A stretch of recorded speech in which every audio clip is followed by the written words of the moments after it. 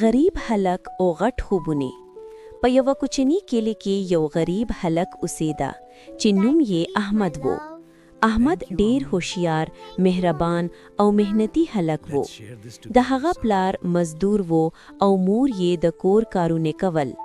د دوی ژوند ډیر ساده وو، خو احمد په زړه کې ډیر غټ خوبونه لرل. احمد به هر ورځ ښوونځي ته پلی تللی، ځکه چې د هغه سره د بس کرایه نه وه. هغه به زاړي کالي اغوستل، خو تل به یې خپل کتابونه پاک او خوندي ساتل. احمد غختل چې لوی شي او ډاکټر جوړ شي، سو د خپل کلی غریبو خلکو سره مرسته وکړي. کله چې به احمد له ښوونځي نه راستون شو، نو د خپل پلار سره به یې لږ کار هم کوه. د شپه به یې د څراغ په کمزوري رڼا کې سبق وایا.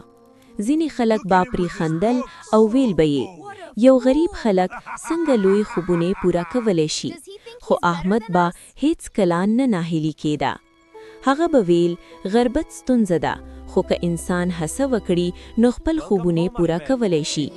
کلونه وروسته احمد د خپلې سختې خواري له امله بریالی شو او یو ښه ډاکټر جوړ شو.